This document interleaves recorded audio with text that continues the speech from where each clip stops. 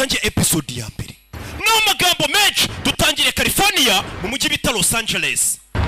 Hey, filime witonze. Hey, jambo kurindi sibyo nuko dutangiye filime. Hari zazaga n'imodoka ubona ko ari za gisirikare. Abana bunda barakwikira, babyita kuzikwikira nk'uko umuhinza kwikira isuka. Bunda bari gushyiramo za magazini. Hano umusirikare ufite agafoto kari ubona kari famiye, umugore n'abana ni mukaragi hano. Hey, ni DJ Felix. Filime. Uwo mwana ngana ate? Turns 3 tomorrow. Ejo suzuza imyaka 3. Birthday cake on me. Ewana, keke ya anniversaire ni ngiye wiriho nzayishyura. Remember the way I felt on my first strike. Tibuka uko natekerezaga bwa mbere nanjye natakanja kuri misiyo ya mbere. Buri musirikare agira misiyo ya mbere abafitemo ubwoba. Don't worry, man. Ntugire ikibazo mwana. Used to it. Uzabimenyera. Bigaragara ko uyu mwirabura ari ubwa mbere agiye kuri misiyo. Atuzabimenyera natwe ama misiyo twagiye tujyaho ntabwo byabaga byoroshye. Bisa nkaho bagabye igitera ahantu runaka. Bimeze bite? Uko tugatangiye. Ni kuri BTN TV ya televiziyo imwe icyo itunganye. Uzajya muzisanga. Meza bite? Kubera saa 9 kwi. Going in. Twinjiyemo indani. HQ going in. Ubwo ni kuri ediko tababwiye kwituma natwe twinjiyemo indani. Tugana ku biro bya FBI aho bikorera. Baba bari kubyumva abana niba bagiye kuri misiyo bano baba bakurikiranye kwituma naho. Bana binjiramo indani. Baba bambaye n'udukurura amashusho. Rebe filime. Za filime zisobanuranywe. Discipline ubwenge n'akantu ka kinene ko nikabura. Rebe. Remember, no body bags. Mwibuke nta mirambo dukeneye. Nta mirambo dushaka. Bisa nk'abana basirikare bagiye kuri misiyo. Abo batumye basabye kubazana ari bazima ntabwo bashaka ko babica. Nta mirambo bakeneye. Bano barareba. Steve, what's happening? We're losing feed. Tutangiye kubura amashusho. Bano bambaye kamera, bano basirikare bagenda bambaye na kamera ku buryo bafande basigaye muri office bari ibintu byose biri kuba. So we're going in blind. Bisa nkaho nta sinyari. We still have audio. Okay, turasigarana amashwi gusa. Babuze amashusho ariko barasigara bakominikana ku itumanaho ry'amashwi. Mukomeze mukende. Komeza imbere. Stay on team lead. Mukomereze aho twabwiye guca. N'aba FBI. Some chatter. Komeza imbere. Baby. Accelerate pace. Hey, bana barabanza bigabanyamo. Mukati buryo bano bari kubayoborera kuri blueprint cyangwa se ku gishushanyo mbonera. Babayobora. Mukati buryo mugire gutya. Mukomeze muri corridor. Stop at staircase. No, muhagarare kuri escalier. See the staircase. Escalier turi kubona. Staircase shows on the blueprint. Are you? Hano kuri blueprint dufite se ko escalier turi kuzibona. On the staircase. Hano na escalier turi kubona kuri teri. Bisobanuye iki? Things are getting closer. Bisobanuye ko turi gusatira. Menya kubo. We should abort. Iyi misiyo reka tuyihagarike. Sense. Cyo nubukora iki? Sir. Ku gishushanyo mbonera bari kubona ko abasirikare bari ari escalier, mu gihe abasirikare bari kuri field cyangwa bari kuri teri na escalier bari kubona. Hey. I repeat, may I have your authorization to proceed, sir? Ndasubiramo ese mwanyemera gukomeza arasaba authorization proceed. Uruhushya rwo gukomeza. Proceed mukomeze. Bimeze bite? Authorization to proceed. Uruhushya rwo gukomeza muraruhawe over. Mukomeze imbere. Gatori. Kumba aho bari akagabo kabumvishe. Aho bari akagabo kababonye kuri radari zako. Karababona ni muri ya nyubako barimo. Kahita ko kuri telefone. Dore kagabo kariyo. Kuri telefone. Telefone. Kagabo kishushanyije ku mubiri gafite amatatuwaje nka ya Papi Valence. Papi Valence baragira amatatuwaje menshi. Uko mutamuzi. Sinzi uburyo bangezeho. You said I'd be safe here. Kandi mwambwiye ko hano nzaba ntekanye. No time for that. Nta gihe cy'ibyo mfite. Muri kuri telefone. I'll do what I have. Ngiye gukora icyo mfite gukora. N'umugabo. My wife and son. Make sure we get my pay. Gusa umugore wanjye n'umwana muzamenye ko amafaranga yanjye muzayabaha. N'umugabo bana bashinzwe umutekano. Muzana babwire ko nabakundaga. That my work was for them. Ndetse kakazi kose nakoze ari bonakoreraga. Umugabo uri hano basirikare bagiye kugera ba FBI cyangwa abashinzwe umutekano. Baravuze ati ngewe amafaranga yanjye muzayifamiye yanjye. We need him alive, no matter what. Uwo mugabo tumukeneye ari muzima uko byambera kose. Turakumva. Uwo mugabo FBI mukeneye ari muzima. Muri inzego zishinzwe umutekano yo hemukiye igihugu abagukeneye uri muzima kurusha uri umurambo. Kugira ngo bagukuremo n'amakuru nyine y'abandi mwafatanije muhemukira igihugu cyamuhungabanya umutekano. Kurusha uko wapfa bagenzi bagasigara bitegembya tutabazi naho baherere. Umugabo afata telefone ye ayishyira muri micro onde kugira ngo telefone ayice n'amakuru ayirimo bayabure ayishyira muri micro onde. Babwire binjire. Blow the door. Cyangwa uturitse reba filime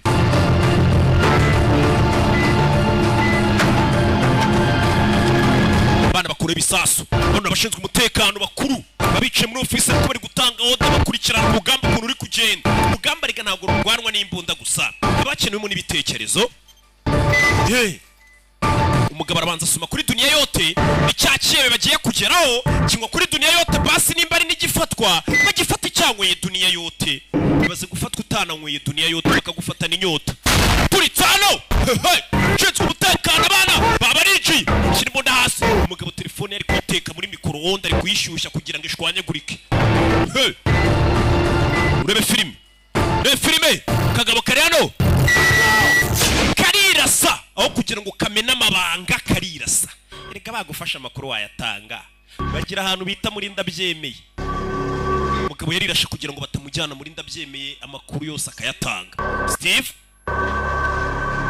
ubuse naba nagufashe ntumpa amakuru nagufu Steve umugabo bashakaga ari muzima rirashe bimeze biti uwo bashakaga ari muzima rirashe iyi ni episode ya mbere bakise Cypher izi ni za filime z'ubwenge narababwiye ngo byayishwe injiji bigayishurirwa abanyabwenge dore ni izi filime rero z'ubwenge rukimbazanira bimeze bite izi filime usanga ku Gasobanuye films.com iyo ni website ujye ukishyura amafaranga yawe make uva kuri Netflix bira bintu se nabayireba muyireba ariko made in Rwanda bari ibintu by'ubwenge ni nka kuri iranayirenze cyase amadolari 20 ukarebera muri VIP cyase 20 by'amanyarwanda n'amafaranga make izi filime zose niho zisohokera ahandi hantu ni kuri BTN buri munsi saa 9 kugeza saa 10 nuko dutangiye filime yacu bakise nguki bose nabamenyemo amafaranga bagizemo uruhare kugira ngo iyi filime tugereho cyumwereko bamaze kuyikora bahita bamamagara kuri ya nimero yanjye ati roki kimomo ne musobanuzi tuzi uciye utunganya ukomoka ku ntumwa aka filime kadushyirire mu kinyarwanda banza no kwanga baringinga nyuma mza kubyemera ariyo mpamvu muri kukabona hano hanze kuri BTN TV no ku Gasobanuye films.com bakise nguki Cypher rebe filime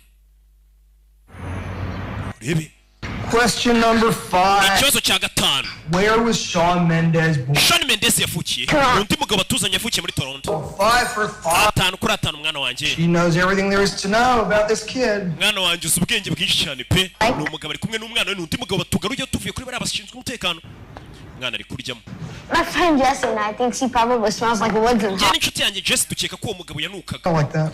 ntabwo ariko yanukaga On the pop quiz? No, silly. Weekends with you. I wish it was the whole week. mba numva twamara n'icyumweru kurusha uko twamara na weekend papa I miss you telling me funny stories before I sleep. mba nkumbuye kunganiriza inkuru zisekeje mbere ko nsinzira ndetse ukankora n'utwa mu gitondo But I want to live with you. nubwo nkunda mama wanjye ariko mba numva nabana nawe ni kumwe nyine mama aba yaratandukanye na papa mama ari urera umwana Told you like a grown up for a second. mwana wanjye ntabwo nizi ko wakuze bigezaho 8 years old. mfite imyaka 8 papa A half. 8 minus a half. papa mfite imyaka I have a 8 boyfriend. none mfite na sheri kugira ngo umenye ko nakuze nyagasani ufite sheri Who? sheri wawe ninde None of your business. ntabwo bikureba papa ubwana bwarikuje ibaze rukindinze ngana gutya nta sheri ngira akana k'imyaka 8 ngo gafite sheri we noneho kakahita kanabwira papa ngo kandi papa uwo sheri wanjye ntago akureba ntago umushinzwe umushingukeho abana Boys, did you went to live with your mother and her fault either? It's kuba waragiye kubana na mama wawe made. ni umwanzuro wafashwe n'umucamanza ntabwo ari njye My opinion. kuki umucamanza yafashe umwanzuro atambajije Considering the circumstances, urebye it ikibazo ukuntu cyari kimeze wasn't my job. It was an understandable choice. kuba narabuze akazi nta kazi nari mfite urumva ntabwo Why? kubera iki nyine batakumaye ngo abe ari wowe ndera Make sure I have a job. You know, like umucamanza ntabwo ari kumwe umwana ngo abe ari njye umurera kandi nta kazi mfite ngomba kuba mfite akazi buri mucamanza iyo papa na mama bashwanye bareba akenshi rimwe na rimwe umuntu waha umwana uburere cyangwa se umuntu ufite ubushobozi bwo kuba yagaburira umwana akamwitaho get a job, I will be going for full custody. nindamuka nongeye kubona akazi Promise? nzongera nsabe tubane tuzasaba full custody Mom for me? sekera rero nta kazi afite urumva ntabwo yaza kubana n'umwana kandi akennye Okay, we're really good at killing time. When does the movie start? After filime iratangira ryari rero tugiye kureba ya Rocky this, you'll eat popcorn. uraza kuba uri kurya injugu tureba filime ya Rocky ababyeyi bakunda kwereka abana filime za Rocky ngo ziba zirimo inyigisho zirimo ubwenge kumbe turi hamwe wa mugabo yirasiye aba forensic bamaze kuhagera Rwanda Forensic Laboratory iyo laboratoire yifite y'ubwenge habereye ibyaha baraza bagapima bakamenya byakozwe gute bagakusanya ibimenyetso kureba umugabo hano barebye muri safe ye babona hari igipapuro cyari kirimo kurikirana witunze hagira kano Heard you watch to happen for suicide? twumvishe kandi tubona ibyabaye imbere ko umugabo yahora But it doesn't get any easier. ntago yabyoroshye umugabo bari baje gufata yiyahuye Hey, Steve, check this. Steve Reban basa Rwanda Someone tells me this is a printer test error. hari urupapuro babonye ari ku rwanditse mu bintu bidasobanutse Where did all the easy cases go? ibirego byoroshye ntabwo bikibaho You think it is? urakeka ibi ni ibiki n'urwandiko babonye No idea. It's strange. biratangaje n'abakuru ofisi barumva It's got Chinese, urupapuro Latin, wagira ngo ni igishinwa ni ikilatini numbers. imibare Circles, inziga prefix, hieroglyphe random shapes, and random. ndetse n'ibintu bidasobanutse bizengurutse iyo ni code I can send an email of it to you. reka mboherereze email Let's not risk a security breach. oya kugira hatagira n'umuntu uduhakinga bikangiza umutekano ibyo bintu mwibitwoherereza The ability to interrogate Our suspect. uwo twakekaga ntabwo twabasha kumufata safe. I'll send a forensic team down. ngiye kohereza ikipe ya forensic zipima ibyo bintu bipakire bari ibizanaho kugira ngo mubyohereze kuri email buriya ntiwamenya ibyazo Sir, we don't have anyone in-house capable of deciphering something like that. muri kano kanya nta muntu dufite Correct. wakora wabasha kuba yakuraho kode Someone. hari umuntu nzi urabona biriya bye bifite ukuntu byandikiraga amakode I served as a military cryptanalyst a while. hari cryptanalyst twakoranye Say, ndetse muri iyi minsi yavuye no mu kazi yakoreraga NSA family, best cryptanalyst I know. niwe cryptanalyst wa mbere nzi wigeze ubaho ba bantu nyine babona nka kuri ibyo byandikiye mu makode mu bintu bidasobanutse by'urushishyo we akaba yazi izo kode akaba yazivumbura akamenya bashakaga kuvuga iki Full report on him on my desk. umuhamagare nonaha Eyes on that document. iyo dokima mu masaha abiri aza kuba yifite hari uwo bavuze ngo uzi ubwenge cyane mu bintu byerekeranye n'amakode kuko mwahisha ibintu mukabyandika amakode kose uwo mugabo ibintu byerekeranye n'amakode arabizi ku buryo ngo nibyo bintu yakoraga cyane yabayeho umusirikare barakwereka hano hari umugabo waje kureba filime n'umwana we baje kugura amatike tugiye kureba filime yitwa Saifa bari ibintu bimeze nk'amakode deciphering ni ugukuramo izo kode Cut! What's with the new number? nimero yawe yabaye iki ni umugabo uri hano I'll be pretty easy to remember. Hey, what's happening? byagenze biteze hari uwamuhamagaye Kind of in the middle of something. hari ibyo nari ndimo Gonna mean wait till tomorrow? ntabwo wategereza ejo se hari umugabo uhamagawe hano yari ari kumwe n'umwana we kurikira filime I understand. ndabyumva Okay, I'll get back to you. Just give me a couple minutes. okay mu minota nk'ibiri nze mpite nguhamagara uyu mugabo arahamagawe uyu mugabo ni muntu ki hey ari kumwe n'umwana we bari baje kureba filime yasobanuwe na Rocky ababyeyi urabaza ukuntu icyo kintu bakitaho It's okay, Dad. bimeze sa papa cye nungire ikibazo So sorry. tubarire mwana wanjye There's good news. ariko hari amakuru meza It's nyine could lead to a full-time job. This thing. bino bintu bishobora gutuma mbona akazi gahoraho Love that.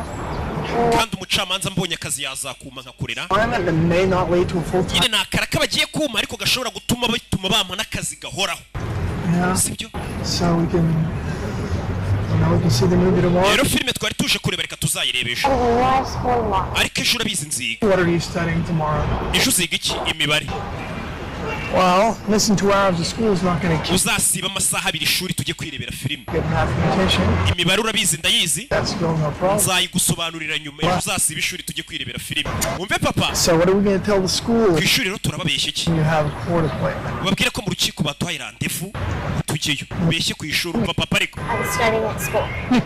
umva papa ukuntu ari kubeshya umwana ngeje umwana azasiba ishuri abesha abarimu ubundi bajye kwirebera filime ya Rocky ababyeyi rero namwe Will Scott's file, sir. ibi ni amadosiye avuga kuri Will Scott We contacted him. He's currently. bamaze kumuhamagara ari mu nzira ajyayo wa mugabo bari bakeneye gusa ubwenge mu byerekeranye no kuba kode kumbe ni wa mugabo uri kumwe n'umwana we batangiye kumwigaho n'abashinzwe umutekano yitwa Will Scott Willy dore umugabo nguyu ibyo bagiye gufata basanze bifite inyandiko zanditswe mu buryo bw'ibanga Will Scott. banyita Victor nitwa Will Scott Okay. twari tugutegereje bari bategereje umunyabwenge kureba ahantu aje abashinzwe umutekano bapanuye Character combinations I've never seen before. bino bintu ni ubwa mbere mbibonye pe How many hours is it gonna set? biragutwara amasaha angahe kugira ngo bisobanukirwe I'm afraid this is not a 1 or 2 hour iyi ntabwo ari operasiyo yatwara isaha days. biratwara iminsi Take this back with me to analyze it further. birabanza Not proper protocol. But I can check. Hold on. uretse mbanze mbaze boss yaravuze ngo nabitahana mu rugo nkajya kurara mbyigaho baramubuza ati uretse tubanze tubaze kuri office waravuga ati nabitahana bino bintu nkagenda nkabifumbura nkamenya ibyebe aya makode byandika Agasobanuye iki byandikira acunga bangara hari ibyo barimo arabacunga bose bashinzwe umutekano uyu mugabo arangije kuri telefone ye aya madosiye nibanga cyane bari baza no kuyohereza kuri email arayafotora arayabika n'igipapuro cyanditse mu makode umugabo turingara gifotora akabibika ibintu bitemewe. Sir, you're on speakerphone. Uri kuri speaker loudspeaker. This is Robert Martin. Scott uravuga na Robert Martin. Jumping on board in such short notice. Urakoze kubisubanguka tukigwamagara. The NSA. I've reviewed your file and based on your nirengagije cyatumye kurukana muri NSA. are the right man for the job. Nabonye rero mugabo kwirekana kazi. So it's a pleasure to have you on our team. Ndetse n'ibyishimo ko tugufite mu ikipe. This document is extremely sensitive and I cannot allow it. Iyo document ufite mu ntoki nagomba gusohoka muri inyubako. Swept the entire premise. Paka forensic bamaze kureba iyo nyubako yose ko nta kindi kintu kirimo.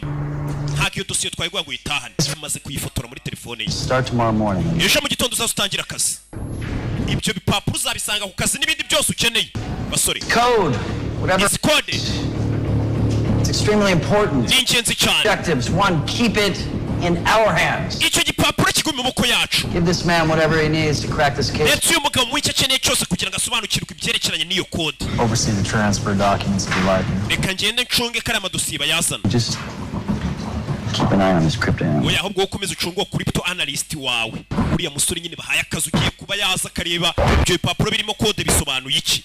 Ibipapuro barabimwambuye byohereza kuri FBI ejo mu gitondo azajye mu kazi. Gusa umugabo yabifotoye yagiye abireba muri telefone ye. Ibi bintu ntabwo byari byemewe aba yari amabanga basanganye ibyihebe leta itarasobanukirwa n'ibiki umugabo arayatahanye.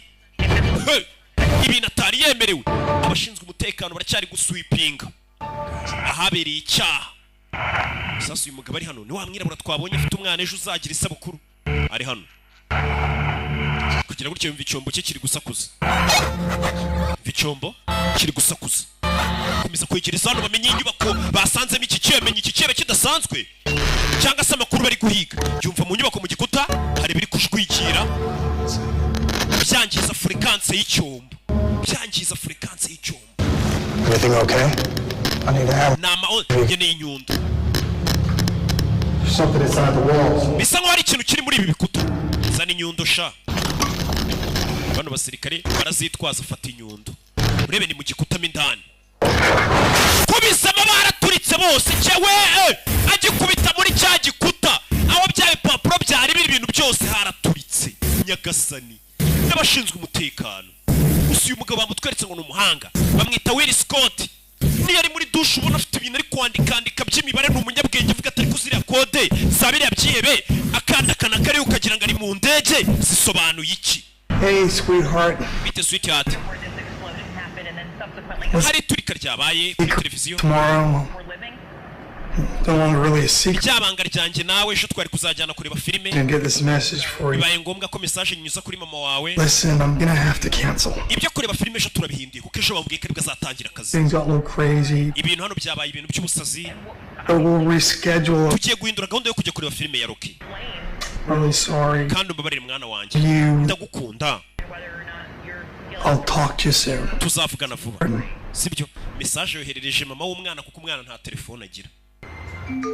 Mama w'umwana ari hano yakiriye ubutumwa. Bakize Saifa. Kando hano Nodi. Bite sweetheart ni papa. Ibyerekeranye na ryabanga ryanjye nawe ejo umwana agomba gusiba ishuri bakajya kureba filime. Umwana wanjye mama itajugunya telefone kumwe ababyeyi baba barashwanye. Wo yarinde mama. Ni umuntu wari wibeshye nimero umva kubeshya. Kwa kunda ababyeyi baba barashwanye buri umwe akajyangisha undi umwana. Mama ye ni indaya. Yahura na so ni indaya. In East Los Angeles. Burasirazuba bwa Los Angeles. The FBI were on the premises as well as what caused the FBI yari yatatse haturitse. interest of privacy for the investigation. Bisa nk'ari pereza ryari kiribanga cyane. Identities of the deceased are not being released. Ndetse imiryango yapfiriyemo y'abashinzwe umutekano ntiratangazwa. Aba agent umunani ba FBI baturitse. Nyagasani. Uyarebye. Weye niwe wenyine wafotoye cya gipapuro. Bivuze cya gipapuro cyahiriyemo.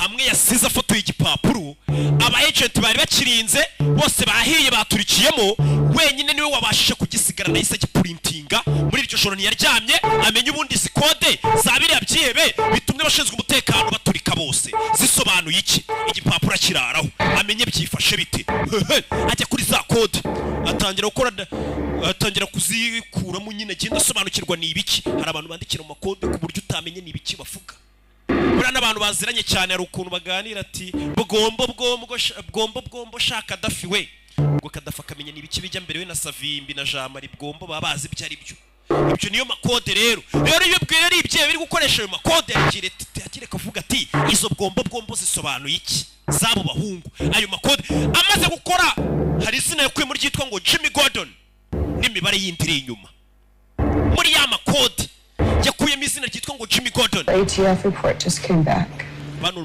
They found embedded explosives hidden in the building. Raporo iravuga ko babashinzwe umutekano bacu basanze hari ibisasu byari biteze mu gikuta imbere. Kandi hose bari bahasatse. They loaded a false room C4 and detonated remotely. Hari igisasu cyari giteze mu gikuta. Muri cya cyumba tutabonaga hano kuri map cyangwa se kuri blueprint. I know. Umbabarira ibyo bintu bire bitandukanye map na blueprint. This knew this day was coming. Bisa nk'ibi byari bizi ko uyu munsi uzagera. Long time ago. Byari byarateguye icyo gisasu na mbere. Bizi ko tuzaza. Hano ruri kuri chat. Important order. Andre ibyo bintu urimo birihutirwa koko ni ingenzi. Text from Rao. Rao aranyandikiye. He and Agent Carter just arrived at Steve Vilker's house. When Agent Carter bagiye kubwira umuryango wa Steve ko umugabo wabo yapfuye. Ni wa mwirabura.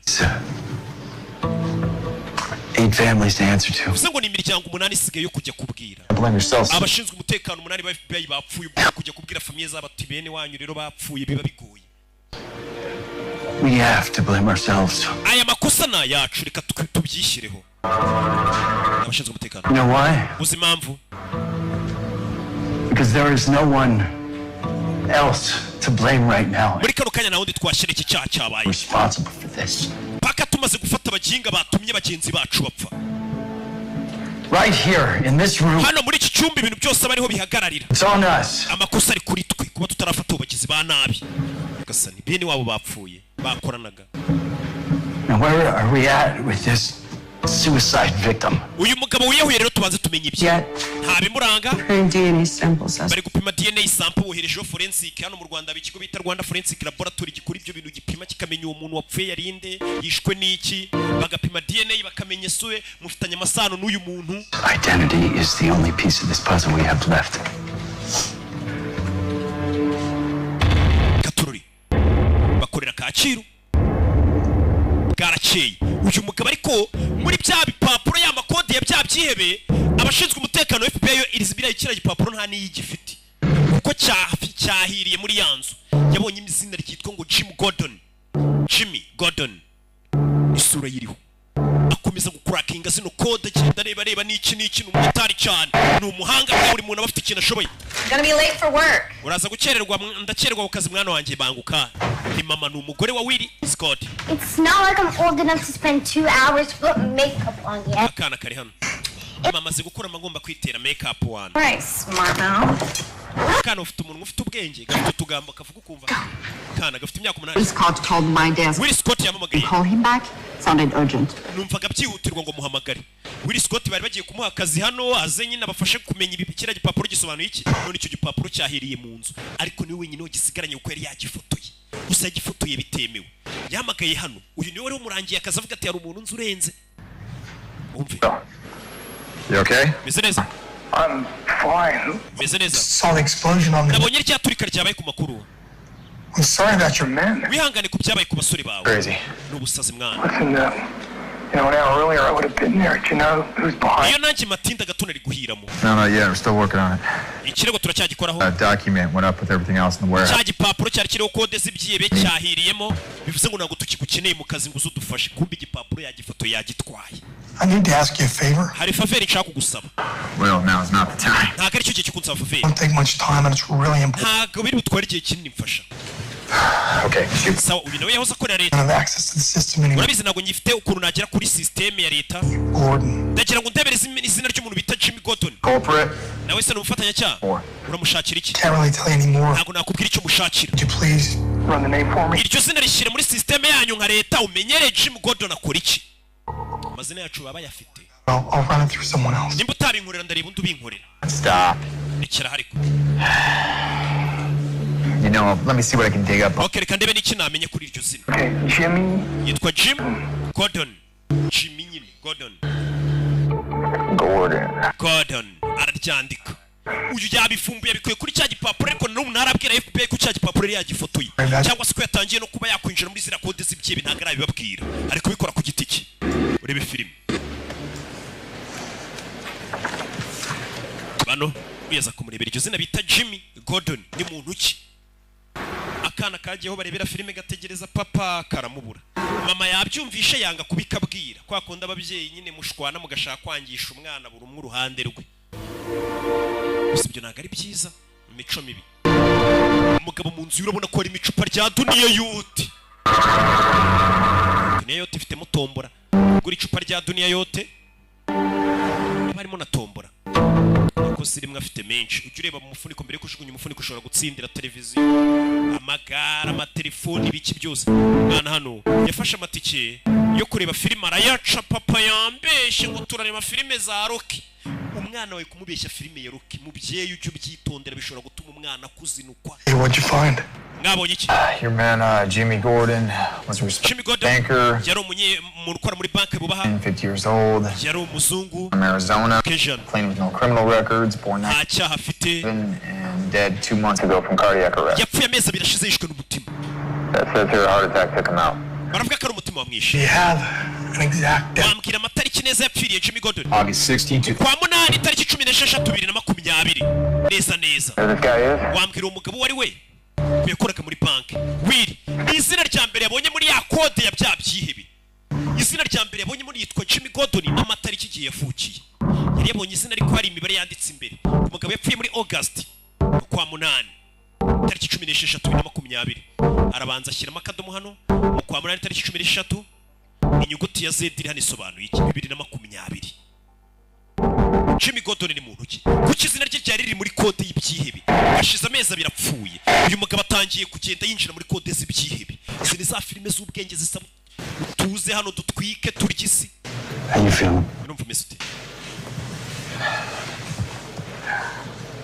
Like everyone else? Nk'abandi bose. Bababaye n'aba FBI. Sir, who was your source for the warehouse tip? Ese ni ndogwaye amakuru hari ahantu twasanze kiriya cyihebe. You know I can't share that, Kurt. Ntago nakubwira wampaye amakuru. I have to protect my source. Bagomba kurinda source yanjye. Ahantu yakuye amakuru. Ubundi nta munyamwuga ujya uvuga ahantu yakuye amakuru. 8 agents. Aba agent 8 bapfuye. We're my family too. Nanjye bari famiye yanjye. Sir, enough. Stop it. Rekera hariko. Uyu mugabo wamuhaye amakuru. Are you sure your source is only playing for one team? Ese wagwaye amakuru abizi ko yahaye gusa cyangwa yahaye n'abandi duhanganye. Hari igihe umuntu ashobora kukubwira ati rero polisi mu gihe hano ni iki akahita abwira n'abagizi ba nabi bande zombi. Think about it. Ubitekerezeho ko waguhaye amakuru yaba ari weho yayahaye gusa cyahari n'abandi yayahaye. Uyu ni afande Katururi. Gusa babuze urwandiko rwari rwo kode z'ibyihebe urwo rwandiko wari rusigaranye warufotoye. Niyo mpamvu buriya buri document ufite ubugomba kuyifotora ukayibikaho temba ry'akara. Hari n'igihe bagufata ati perimi wayibagiwe ariko buri biba warayifotoye hari igihe bakwihanganira. Buriya gufotora ni ibintu byiza ariko bifite akamaro. Hari nabo nge mbona bifotoza bambaye ubusa we. Mwataye umuco. Niko mugabo yakomeje hano ukomeza kureba zino kode z'abagabo akomeza kubyigaho yitonze akomeza kureba bisobanuye iki akuramo n'irindi zina nanone Philip Washington. Muri kode z'ibyihebe wasobanura gute ko izina ryawe ririmo Philip Washington irindi zina yabonye muri rwa rwandiko za kode za bya byihebe. Uyu mugabo ni umuhanga cyane. Buri muntu ari ikintu abashoboye neza cyane uvuga ati uyu muntu ibintu arabyumva 5 kwa 5. Mugabo akomeza kureba abonye irindi zina ryitwa Philip Washington. Philip Washington uwa mbere bamubwiye ko yapfuye ni Jim Gordon amezi abiri ashize. Mugabo akimara kubona irindi zina yahise yambara agufatira imbunda. Niwe yahoze ashinzwe umutekano arangije ahitahisha arapfuka arahisha ibyo yari ari gukora iperereza bye. Akana hano karakariye papa Ana kitwa Ana. Mama yanze gukabwira ko papa yari yakiseguye akabwira ko gahunda ya filime yahindutse karakaye. Is it so? I'm fine. Miss Ernest. Well, you don't sound fine. Ngenda umva utameze neza. What's the matter, kiddo? Ikibazo kimwana. I'm not a kid. Ntago nkiri umwana, yarakabwiye ati what's matter kiddo. Kiddo nyine ni kadogo, ntago ndi umwana. Mwana wanjye usigaye ukura vuba. You'll always be my little girl. Ariko iteka uzahora umukobwa wanjye. Nanjye mpore ndi nyoko. Uko wakura kose rega. Ababyeyi baba ari ababyeyi babona uri akana kurimo. Uri gutekereza iki? Mom? Yeah? Mama. Did Daddy ever call? Ese papa yigeze aguhamagara? I don't think so. Ntabwo yigeze amamagara mwana umva kubeshya. Kumwe ababyeyi bateranya ugasanga biriya bintu ni imico mibi ku babyeyi namwe mugira imico mibi. Nimba warashwanye n'umugabo wawe cyangwa umugore wawe, umwana ntabwo uba ugomba kumwangisha undi mubyeyi. Ise buriya ni imbobo yirirwa no mu birara. N'iki ni indaya mama wawe. Ibintu ntabwo ari se. Mujye mushwana hagati yanyu ariko nimuhura n'umwana mubwira ati papa wawe ni umubyeyi mwiza, mama wawe ni umubyeyi mwiza. Azi umwana gukomeza gukura umubwira utugambo nk'utwo ngo se ni ikirara ni indaya mama wawe ni inshinzi iki niki. So we received positive ID on a microwave suicide. Wa mugabo wirashe twamaze kumenya wari we. He's 42 years Yitwa Alex Mace. national. Afite imyaka 42. 98. Yaje muri Amerika muri 98. So I went to Boston College. Yize muri Boston College. Science. Yari umuhanga cyane mu bintu bya computer. Masters. Ndetse yari afite masters yakuye mu MIT. 5. He moves to Santa Monica where he meets Russian-born Yagiye muri Santa Monica yahuriye n'umurusiya bita Marta. Springville 6. Barashyingiranwa 2006. Right. A housewife with no. Bashyingiranwe n'umugore wirirwaga mu rugo udafite akazi. Time for questioning. Umugore wuriya mugabo wirashe mu muzane. Bamwita Alex Mace. He's working for us, so old roommates, neighbors, teachers, see what Abo bari baziranye inshuti ze bo biganye abaturanyi be bose mubaze kuri uwo mugabo. Uko bari FBI kiri kwibaza kuri wa mugabo wirashe undi bafashe wirashe ngo bashaka umugore bamuhata bamubaze byinshi. Hano hari ukomeje kugenda agiye gushaka witwa Philip Washington yabonye izina rye muri za kode z'ibyihebe. Katururi. Think through me. Yes, sir. FBI iri hano. Wirashe bamaze kumenya nicyo kihebe basanze kiri ahantu hari za kode. Gusa none iyo kode umuntu wayisigaranye ari we bita Will Scott. Hari izina yabonyemo ndetse butuvugana yagiye no kureba uwo muntu ari. You could use some sleep. Usa nk'umuntu ukeneye kuryama. It's not a nice thing to say to a lady. Cyo ntabwo ari ibintu byiza byo kubwira umugore ngo akeneye kuryama. Hari ibindi ahita atekereza. Ko nyine umugore yamusubije. Umugore ati madamu urasa nk'umuntu ukeneye kuryama. Umugore nawe ati hari iryo jambo ntabwo ari ryiza kuribwira umugore ngo akeneye kuryama. I mean it. Aryama iwanyu. Kurt and I, we can keep things moving. Jya kuruka njye na Kate ibindi turabyitaho. Acaho. Nya. Barakwereka. Wabashije gusigarana na ya kode y'ibyihebe ndetse wamashije no gukuramo izina yinjiye mu nyubako yabonye. Iryo zina yabonye ryitwa Philip Washington. Ahatuye ngo ni hano umugabo yaje kumureba. Yanze kubibwira FBI, yanze kugira umuntu numwe abwira, ari gukora ku giti cye. Kura y'imbunda. Bamwita Will Scott. Katururi. Hey. Wabonye filime nyinshi z'ubwenge narababwiye ngo filime zitari mu ubwenge zidasobanutse. Izo filime ntabwo uzumva roki nazifashemo. Baranzi ngewe ariko. Sibyo? Kandi none za filime ugomba gusobanukirwa ijambo kurindi bavuze ngo iki ari za filime basakurizamo nimusobanukirwe. Izi filime kandi uzisanga ku gasobanuyefilms.com ni website. Ujya ukishyura udufaranga duke ukajya wirebera filime neza umeze neza. Umugabo yinjira mu nyubako. Ibaza izina ibyebe byari byarahishe muri kode. Wowe iryo zina warimenya ukajya ahantu iryo zina rituye. Umeze nk'uwiyahuye nk'umuntu wazi wanjye bira mupanga ataneguje. Umeze tu. Kugera no muri ugasanga hari umugabo umeze nk'uri gupfa. Hari umugabo uri gusamba. Yinjiye muri inzu asanga umuntu uri muri iyi nzu ari gusamba. Bimeze bite? Cyawe. Filime. Komeza imbere. Umugabo ari gusamba. Gusamba avayo arebe ko yamutabara. Aza gutabara umugabo ari gusamba. Bimeze neza. Gusamba. Bisa neza aza kumwasamura arebe umugabo arebe sibiti akiraro nawe baramufata bakubita igishinge mwirugu. Mama we wajeje kuneka yigize indwanyi yigize rambo mu bisheke. There is a season Ibintu byose bigira igihe. and a time to every purpose under heaven. Munsi y'ijuru ibintu byose bakubwa impamvu. A time to weep Habaho igihe cyo kurira and a time to laugh. n'igihe cyo guseka. A time to mourn. igihe cyo And a time to dance. igihe cyo kubyina n'igihe cyo gushyingura bashatse kubona. Thank you for Will's life here on earth. turabashimira ubuzima Will yagize kuri iyi si. This body that lies before us. uyu murambo turyamye imbere Will bamuteye urushinge yitapfura agakobwa kaje kumushyingura. wa mugabo Will byapfuye baje kumushyingura. cya gishinge bamuteye cyahise kimwica. Nyagasani bano ntago bikaza baza gushyingura ari nk'abantu 10 wagira ngo bari muri corona bo bavumbuye corona mbere yacu nako bavumbuye nyine gushyingura muri bakenya mbere ya na corona. umugabo arapfuye Will Scott yagiye yigize rambo ngagiye kuvumburanga ibya kode z'ibyihebe nga amazina yabonyeho bamujombye igishinge yitapfa. agakobwa ke disi kaje kumushyingura kamuheruka ejo bavugana ngo bazajye kureba filime za Rocky. none papa arapfuye. Will Scott uko yapfuye. Hey!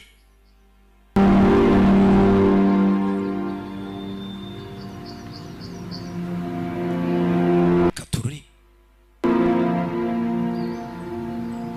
meze bite? umugabo yapfuye dore ngo yari umuhanga mu byerekeranye no kuba yamenya kode z'ibyihebe. bivuze ngo cya gipapuro cy'ibyihebe kiracyahari.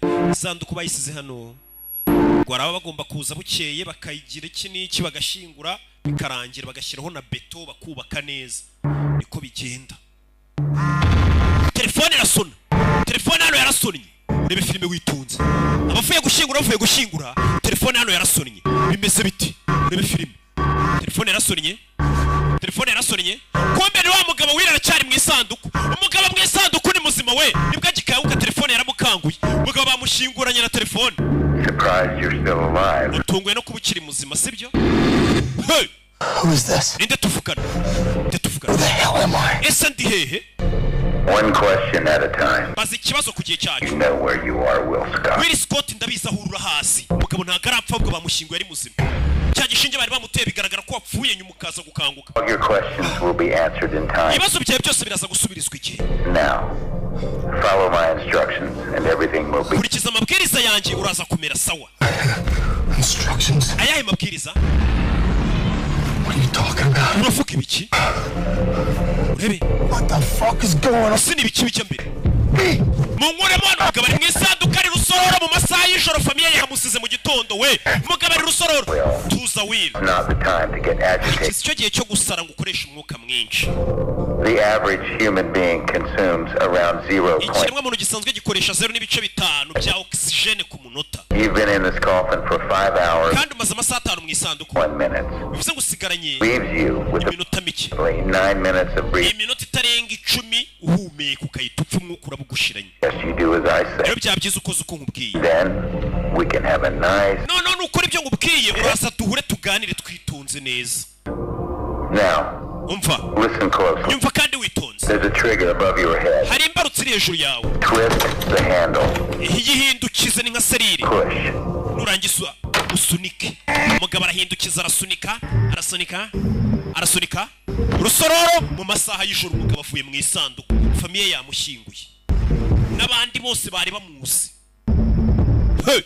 ngo bari bamuteye igishinge ku buryo bagupima bakabona wapfuye ariko hari amasaha ari buze kugira ugakanguka.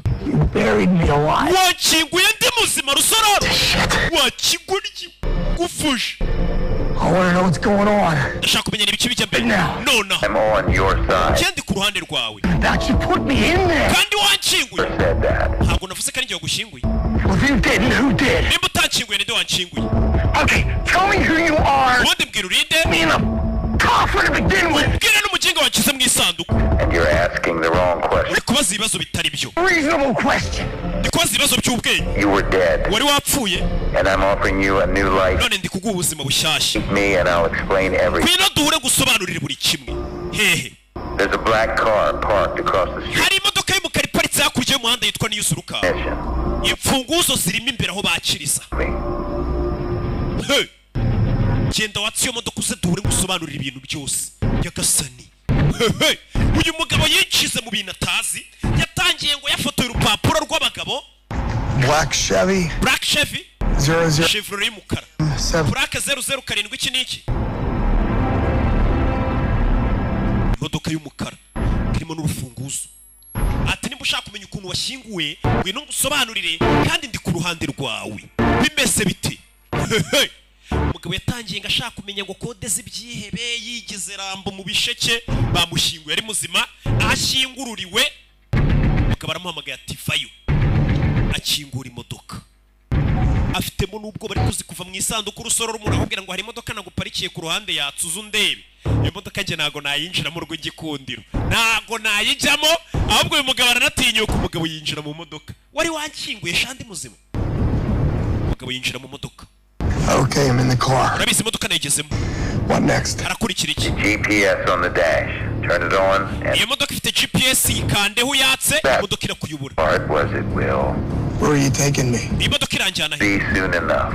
uraza kubona ibihagije. Fucking coffin! Nibwo gikawuka mu isanduku. Damn answer! Basinyene ibisubizo, tuza. You arrive at your destination. Nugeraho ndi kukubwira. Make sure you get answers to all. Ibibazo byose ufite urabibonera ibisubizo. 32 minutes. Ufite iminota 32. Hello? Alo, ahita namukupa. Iyi modoka ifite GPS. Iyi GPS irakuyobora ikakubwira ati komeza imbere, kata, genda, ikakuyobora mpaka ugeze ibirimo amerekezo y'ahantu. Kuriya nyine umuntu gukubita location akabona umugezeho. Agerageje guhamagara iyo nimero yamuhamagaraga yanga gucamo. Imodoka baguhaye irimo GPS, urabaza iki? Umugabo yatse imodoka. Gatururi. Ajye kureba uwo muntu uri kumuhamagara, amuhe n'amakuru y'ibibazo byose yibaza uyu mugabo ari kwibaza, ari nabyo bibazo natwe twese turi kwibaza. Imodoka irambwira ati komeza imbere. Imodoka irakuyobora ni za modoka nziza zigezweho na komwe mufite zimwe za kera. Mbabwira nzi ko muri bagenzi banjye. Akomeza imbere ikafite ubwoba. Muri metero 200 uhita ukata iburyo, GPS irakuyobora mugenda muganira. Harimo n'ijwi ry'umukobwa ari kuyobora. Arakata. Komeza ukata iburyo, arakata ari kuyoborwa na GPS yo mu modoka. Urebe filime. Umugabo ageze hano GPS arayizimya, ubundi ndajya he? Dore ngarayizimya, ubundi no muntu uri kunyobora aranjyana he. Ikigabo cyita kimuhamagara. Urebe filime. Kimuhamagara cyitaba, aragikupa ubundi umuntu umamagara, wari wankinguye ndamwitabira iki? Umugabo arongera aramuhamagara. Urebe, amuhamagaye. Telefone ayuza mu idirishya arayijugunya. Nyagasani yanze kongera kwitaba umuntu wari uri kumuyobora. GPS arayizimije, reka nitahire mu mahoro. Uyu mugabo nari mpamvu yo kumwitaba. Ibyo uriya mugabo uri kumuhamagara bivuyemo, yitahire mu mahoro. Atarajya kure dore ngo baramugonga. Agisuzugura itegeko ry'umugabo dore ngo baramugonga we. Utazacikwa na episode ya 2 ku munsi w'ejo. Izi ni za Mwami wacu Yesu Kristo. Neema, amani kutoka kwa Bwana wetu iwe nanyi katika jina la Yesu Kristo. Ikaze mu kiganiro Healing Jesus Campaign. Karibu katika kipindi cha Healing Jesus Campaign. Omwumva ni Apostle Ponsa Imana kuva mu ishengero Holy City of God Temple, Kenya, Nairobi. Mnayemsikia ni mtume Leoponso Bimana kutoka katika kanisa la Holy City of God Temple, Kenya, Nairobi. Mbere ko dutangira dufite ijambo ryo kwaturira hamwe. Kabla ya kuanza tuna neno la kukiri kwa pamoja. Kwatura amagambo agize indirimbo nshya. Ni kutangaza maneno anayounda wimbo mpya. Ni wewe ukwiriye kwenda igitabo no kumena ibimenyetso bigifatanije. Ni wewe unayestahili kuchukua kitabu hiki na kuvunja mihuri yake. Kuko watambwe ugacungurira Imana abo miryango yose no mu ndimi zose. Kwa kuwa ulitolewa ukakomboa watu wa Mungu wa kila kabila, kila taifa, no moko yose no mahanga yose ubacunguje amaraso yawe.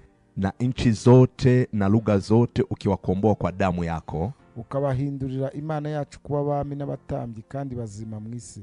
Ukawafanya kuwa makuhani na wafalme wa Mungu wetu katika ulimwengu. Ni musi wa 4.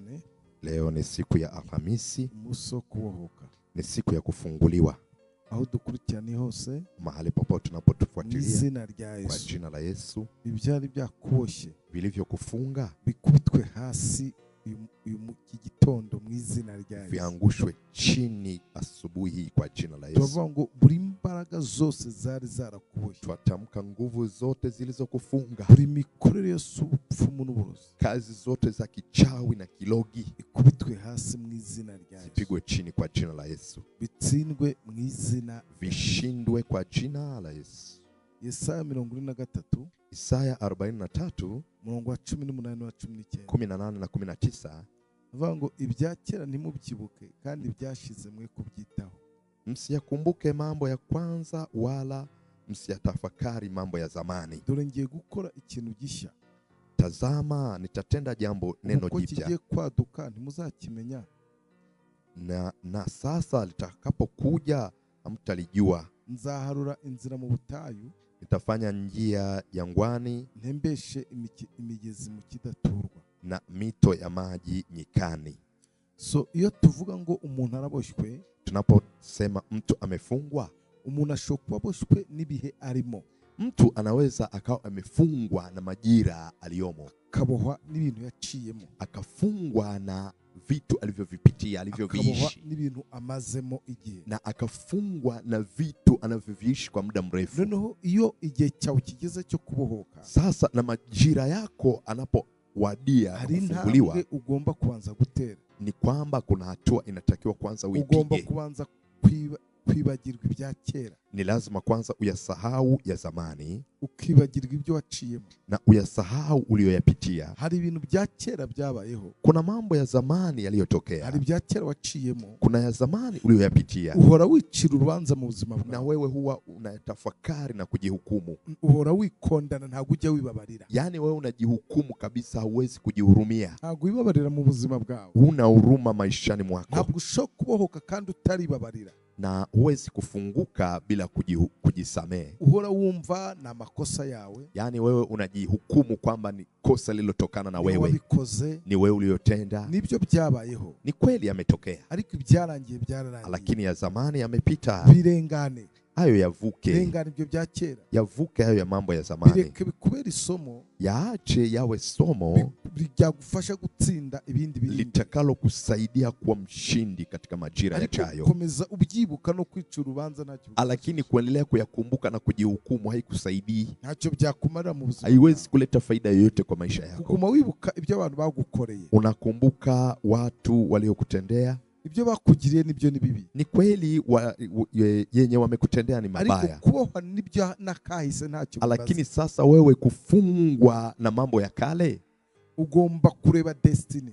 Ni lazima utizame mbele destiny. Reka mwibutse mwene data. Wacha nikukumbushe mwana wa Mungu. Ntabwo tugenda dusubira inyuma. Hatuendi tukirudi nyuma. Iyo tugenda tujimbere. Tunapokwenda tunaenda mbele. Kuki ukomeza kureba inyuma? Kwa nini unaendelea kugeukia nyuma? Kandi tujya mbele. Wakati tunaenda mbele. Iyo tugenda tujya imbere. Tunapotembea tunakwenda mbele. Kandi ni imyaka yiyongera, ntigenda ikurwaho, igenda yiyongera iba myinshi. Na umri unapoongezeka si kwamba unaondolewa, unaenda ukiongezeka. Inyuma urashaka iki? Sasa uko nyuma unatafuta kwa nini? Ibya kera urabishakamo iki? Hayo ya zamani yanakuhusu nini wewe? Urabishakamo iki bya kera? Unatafuta nini huko kwenye historia ya zamani? Ibya kera we kubyitaho. Ya zamani usiyajali. Ibyashizeho kubiha agaciro. Yaliyopita usiyapee zamani. Esheke wagize ejo hashize. Yani kule kufeli wewe uliko kupitia. Kimwaro wagize ejo hashize. Aibu ulioipitia. Nibikwafekte uyu munsi. Yani yasiku-affect leo. Uyu munsi wajya ngo birongera bimere nka bya bindi by'ejo. Uendelee kusema yatarudi kama yale ya zamani. Nitagihe nafashe amafaranga arahomba. Kipindi kile nilipata hela, nilichukua hela ikafilisika. Narabikoze biranga. Kipindi kile nimefanya nikashindwa. Ninongera birongera byanga. Nitakapofanya tena nitashindwa. Ntugahora ubona ko ibintu bizaba nka kwa kundi byagenze. Yani usiwe unaona ile picha ya zamani ya kufeli. Ku murongo wa 19 aravango. Kwa mstari wa 19 panasema, dore ngiye gukora ikintu gishya. Tazama nitatenda neno jipya. Haleluya. Haleluya. Iby'Imana igiye gukora ni bishya, bitandukanye na bya bindi by'ejo hashize. Mwenyezi Mungu anayoenda kuyatenda ni mapya, ni tofauti na yale ya zamani. Ibigiye kubaho ni bishyashya. Yanayoenda kutokea ni mapya. Ubu none ibintu biri gukora biraza ari bishyashya bitandukanye n'ibyahejo. Na kwa sasa unayoenda kuyafanya ni mapya, ni tofauti na yale ya zamani. Uko kigiye kwaduka na kinavyoenda kuripuka muzakimenya. Utojua. Mu Giswahili bavuze neza ngo ni kuripuka.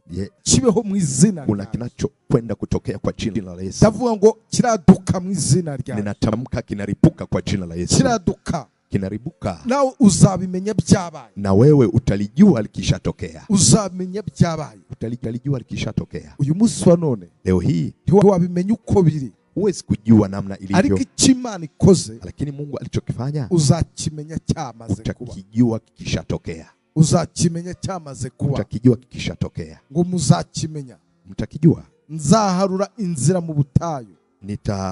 nitatengeneza njia jangwani, ntembeshe imigezi mu kidaturwa, na nitiririshe mito nyikani, nzaharura inzira mu butayu, nitafanya njia jangwani.